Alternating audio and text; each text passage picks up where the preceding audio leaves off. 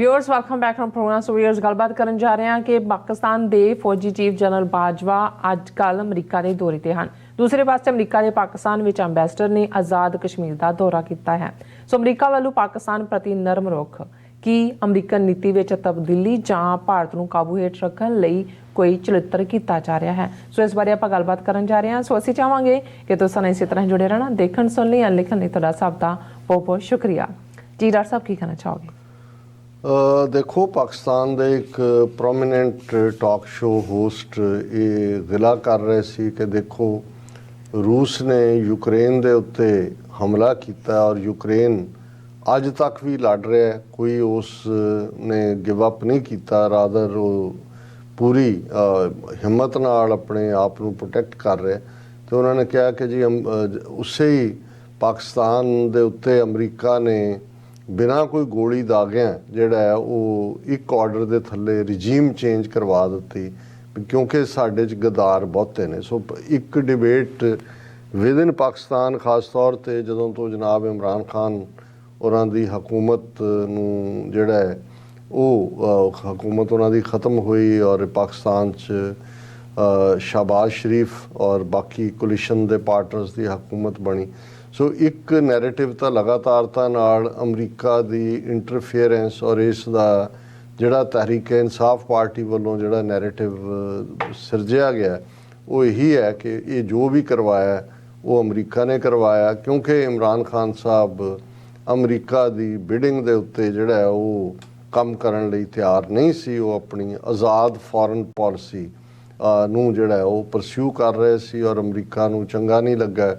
कि वो रशिया पहुंचे मास्को और एन उही दिन सी जिस दिन रशिया ने यूक्रेन ते अटैक किया। अच्छा, दूसरा पक्ष असीं ये देखते हैं कि सारे पीरीयड दे विच पाकिस्तान अंदरूनी क्राइसिस चों गुजरिया। डॉलर के मुकाबले पाकिस्तानी रुपया बहुत थले गया, 200+ हुण मैं फॉलो नहीं किया कि किन्ने ते है। और इस दे नाल अनफॉर्चुनेटली पाकिस्तान दे विच फ्लड्स ने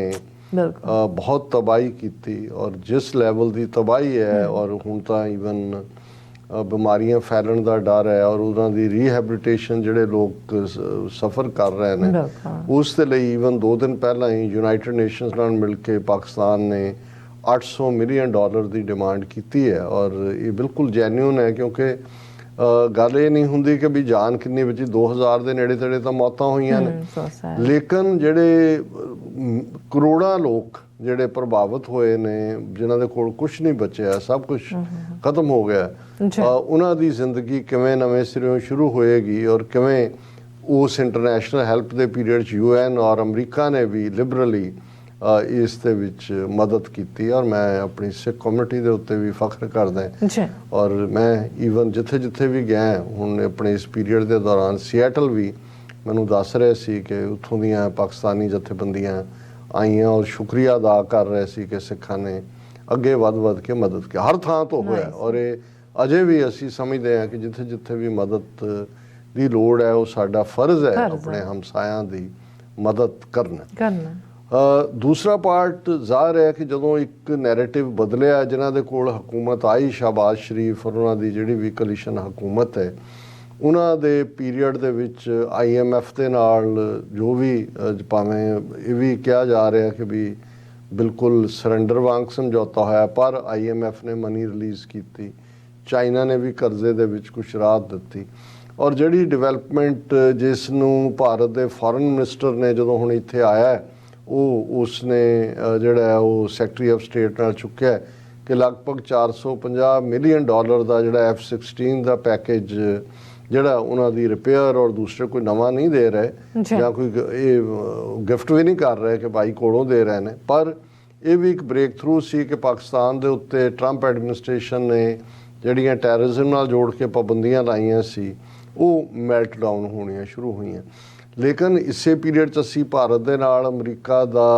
वधदा संबंध भी देखिया और इख्तलाफात भी देखे, खास तौर पर यूक्रेन के मुद्दे के उत्ते अमरीका जिवें बाम रोड़दा है रोड़ रहा इंडिया की। लेकिन इउं लगता है कि भी अल्टीमेटली जिहड़ी पाकिस्तान प्रति अमरीका की एक बिल्कुल हॉस्टाइल लाइन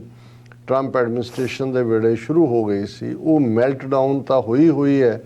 ਔਰ ਇਹਦੇ 'ਚ ਕਿਤੇ ਨਾ ਕਿਤੇ ਹੁਣ ਦੋ ਖਬਰਾਂ, ਔਰ ਸਾਡੇ ਬਹੁਤ ਹੀ ਪਿਆਰੇ ਯੁਵਾਰ ਸ਼ਾਹ ਜੀ ਟੋਰਾਂਟੋ ਤੋਂ ਜਿਹੜੇ ਸਾਨੂੰ ਅਕਸਰ ਸਟੋਰੀਜ਼ ਭੇਜਦੇ ਰਹਿੰਦੇ ਨੇ, ਉਹਨਾਂ ਨੇ ਵੀ ਮੈਨੂੰ ਅੱਜ 2-3 ਸਟੋਰੀਜ਼ ਭੇਜੀਆਂ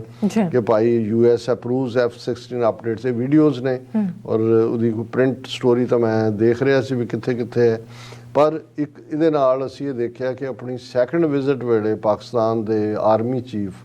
ਜਨਰਲ ਕਮਰ ਜਾਵੇਦ ਬਾਜਵਾ, ਉਹਨਾਂ ਨੂੰ ਜਿਸ ਖੈਰਸਾਲੀ ਦੇ ਨਾਲ ਵੈਲਕਮ ਕੀਤਾ ਗਿਆ, ਜਿਵੇਂ ਸਲੂਟ 21 ਤੋਪਾਂ ਦਾ ਔਰ ਗਾਰਡ ਆਫ ਆਨਰ ਔਰ ਰੈੱਡ ਕਾਰਪਟ ਵੈਲਕਮ, ਇਹ ਆਪਣੇ ਆਪ ਦੇ ਵਿੱਚ ਦੱਸਦਾ ਹੈ ਕਿ ਪਾਕਿਸਤਾਨ ਦੀ ਇੰਪੋਰਟੈਂਸ ਨੂੰ ਅਮਰੀਕਾ ਨੇ ਰਿਅਲਾਈਜ਼ ਵੀ ਕਰਨਾ, ਰਿਅਲਾਈਜ਼ ਤਾਂ ਖੈਰ ਉਹ ਕਰਦੇ ਹੀ ਨੇ। ਹੁਣ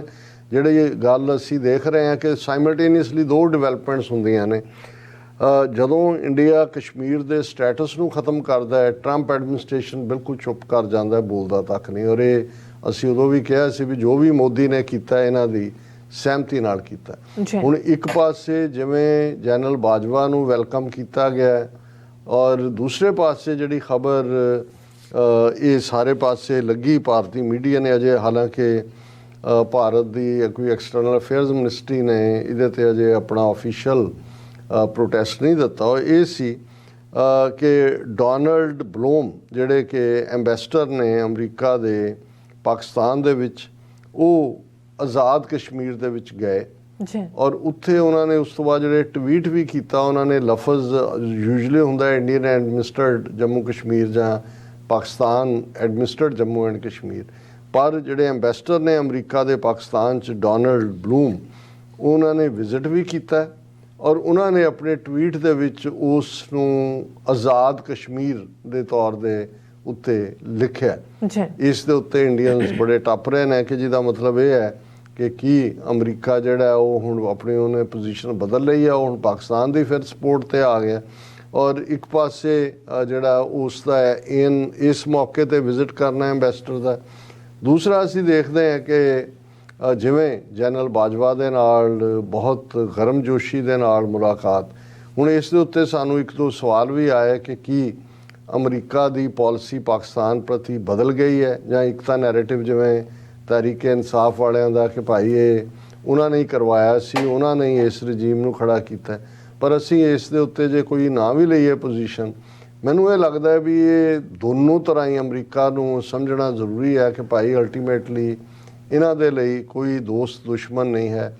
ਉਹਨਾਂ ਨੇ ਇੱਕ ਪਾਸੇ ਪਾਕਿਸਤਾਨ ਨੂੰ ਝਟਕਾ ਦੇ ਕੇ ਔਰ ਜਿਸ ਲੈਵਲ ਦੇ ਉੱਤੇ ਈਵਨ ਕਸ਼ਮੀਰ ਮੁੱਦੇ ਨੂੰ ਬਿਲਕੁਲ ਇਗਨੋਰ ਕੀਤਾ, ਪਰ ਦੂਸਰੇ ਪਾਸੇ ਉਹ ਇੰਨੀ ਜਿਹੜੀ ਹੈ ਉਹ ਲੰਬੀ ਰੱਸੀ ਵੀ ਇੰਡੀਆ ਲਈ ਨਹੀਂ ਛੱਡਣਾ ਚਾਹੁੰਦੇ ਕਿ ਇੰਡੀਆ ਨੂੰ ਲੱਗੇ ਕਿ ਵੀ ਉਹ ਇੱਕੋ ਵੇਲੇ ਜਿਹੜਾ ਉਹ ਰੂਸ ਤੋਂ ਤੇਲ ਵੀ ਖਰੀਦ ਸਕਦਾ ਹੈ, ਯੂਕਰੇਨ ਦੇ ਮੁੱਦੇ 'ਤੇ ਵੀ ਅਮਰੀਕਾ ਦੇ ਉਲਟ ਪੋਜੀਸ਼ਨ ਲੈ ਸਕਦਾ, ਫਿਰ ਵੀ ਅਮਰੀਕਾ ਦਾ ਯਾਰ ਰਹਿ ਸਕਦਾ। ਸੋ ਮੈਨੂੰ ਇਹ ਲੱਗਦਾ ਵੀ ਦੋਵੇਂ ਪਾਸੇ ਹੀ ਨੇ, ਉਹ ਪਾਕਿਸਤਾਨ ਨੂੰ ਉਨਾ ਕੀ ਖੜਾ ਰੱਖਣਾ ਚਾਹੁੰਦੇ ਨੇ ਤਾਂ ਕਿ ਉਹ ਬਿਲਕੁਲ ਚਾਈਨਾ ਦੇ ਖੈਮੇ 'ਚ ਜਾਂ ਜਿਵੇਂ ਰਸ਼ੀਆ ਨੇ ਵੀ ਹੱਥ ਵਧਾਇਆ ਸੀ ਉਧਰ ਨਾ ਚਲਾ ਜਾਏ। ਪਰ ਨਾਲ ਦੀ ਨਾਲ ਮੈਨੂੰ ਇਹ ਜਿਹੜੀ ਇਸ ਪੀਰੀਅਡ 'ਚ F-16 ਦੀ ਡੀਲ ਹੈ ਜਾਂ ਅਮਰੀਕਨ ਐਂਬੈਸਡਰ ਦਾ ਆਜ਼ਾਦ ਕਸ਼ਮੀਰ 'ਚ ਜਾ ਕੇ ਉਹਨੂੰ ਆਜ਼ਾਦ ਕਸ਼ਮੀਰ ਲਿਖਣਾ ਹੈ, ਜਾਂ ਜਨਰਲ ਬਾਜਵੇ ਦਾ ਜਿਸ ਲੈਵਲ ਦੇ ਉੱਤੇ ਖੈਰ ਮਕਦਮ ਕੀਤਾ ਗਿਆ, ਇਹ ਮੇਰਾ ਖਿਆਲ ਹੈ ਵੀ ਇੰਡੀਆ ਨੂੰ ਉਹਨਾਂ ਨੇ ਮੈਸੇਜ ਵੀ ਦਿੱਤਾ ਹੈ ਕਿ ਬੇਸ਼ੱਕ ਸਾਡਾ ਪਾਕਿਸਤਾਨ ਪੁਰਾਣਾ ਯਾਰ ਹੈ, ਅਸੀਂ ਨਵੇਂ ਬਣਾਏ, ਪਰ ਅਜੇ ਅਸੀਂ ਪੁਰਾਣਿਆਂ ਵੱਲ ਵੀ ਜਾ ਸਕਦੇ ਹਾਂ। ਸੋ ਮੈਨੂੰ ਇਵੇਂ ਲੱਗਦਾ। ਸੋ ਅਸੀਂ ਇਹ ਸਮਝਦੇ ਹਾਂ ਵੀ ਅਸੀਂ ਤਾਂ ਖੈਰ ਖੁਆਹ ਹੈ ਵੀ ਜਿਵੇਂ ਵੀ ਪਾਕਿਸਤਾਨ ਦੀ ਫੌਜ ਜਾਂ ਪਾਕਿਸਤਾਨ ਦੇ ਜਿਹੜਾ ਸਿਵਲ ਐਡਮਿਨਿਸਟ੍ਰੇਸ਼ਨ ਹੈ ਉਸ ਆਪਸ ਦੇ ਵਿੱਚ ਅੰਡਰਸਟੈਂਡਿੰਗ ਰਹੇ। ਔਰ ਇਹਦੇ 'ਚ ਜਿਹੜੀ ਮੀਟਿੰਗ ਵੀ ਜਨਰਲ ਬਾਜਵਾ ਦੀ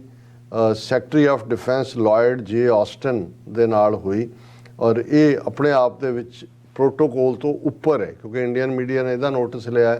ਕਿ ਜੀ ਜੇ ਐਸ ਜੈ ਸ਼ੰਕਰ ਦੇ ਨਾਲ ਮੁਲਾਕਾਤ ਹੋਈ ਸੀ ਤੇ ਜਨਰਲ ਬਾਜਵਾ ਤਾਂ ਜਿਹੜੇ ਨੇ ਉਹ ਫੌਜੀ ਚੀਫ ਨੇ, ਕੋਈ ਉਹਨਾਂ ਦੇ ਡਿਫੈਂਸ ਮਿਨਿਸਟਰ ਤਾਂ ਨਹੀਂ ਨੇ, ਲੇਕਿਨ ਉਹਨਾਂ ਦੇ ਨਾਲ ਜਿਹੜੀ 4 ਅਕਤੂਬਰ ਨੂੰ meeting Lloyd J Austin hosted general Qamar Javed Bajwa Pakistan chief of army staff at the Pentagon during 75th anniversary of relations between United States and Pakistan. The long-standing partnership continues today with discussions focused on opportunities to address key mutual defence interest. So ਜਦੋਂ ਨੇੜੇ ਲਿਆਉਣਾ ਹੁੰਦਾ ਹੈ, ਹੁਣ ਉਹਨਾਂ ਨੂੰ 75th anniversary ਵੀ ਯਾਦ ਆ ਗਈ ਡਿਪਲੋਮੈਟਿਕ ਸੰਬੰਧਾਂ ਦੀ ਔਰ ਦੂਸਰਾ ਵੀ, ਪਰ ਮੈਨੂੰ ਇਹ ਲੱਗਦਾ ਵੀ ਇਹ ਪਾਕਿਸਤਾਨ ਦੇ ਆਪਣੇ ਵੀ ਹਿੱਤ 'ਚ ਹੈ ਕਿ ਪਾਕਿਸਤਾਨ ਉਹੀ ਨੀਤੀ ਅਪਣਾਏ ਜੋ ਉਹਨਾਂ ਦੇ ਨੈਸ਼ਨਲ ਇੰਟਰਸਟ 'ਚ ਹੈ, ਉਹ ਭਾਵੇਂ ਵੀਜ਼ਾ-ਵੀ ਅਮਰੀਕਾ ਹੈ ਜਾਂ ਵੀਜ਼ਾ-ਵੀ ਚਾਈਨਾ ਹੈ ਜਾਂ ਵੀਜ਼ਾ-ਵੀ ਕੋਈ ਹੋਰ ਮੁਲਕ ਹੈ। ਜੀ ਰਾਜ ਸਾਹਿਬ, ਤੁਹਾਡਾ ਬਹੁਤ ਬਹੁਤ ਸ਼ੁਕਰੀਆ। ਸੋ ਥੈਨ ਬ੍ਰੇਕ ਵਿਊਅਰਸ, ਤੁਸੀਂ ਕਿਤੇ ਨਹੀਂ ਜਾਣਾ, ਮਿਲਦੇ ਹਾਂ ਆਫਟਰ ਦਿਸ ਸ਼ਾਰਟ ਬ੍ਰੇਕ।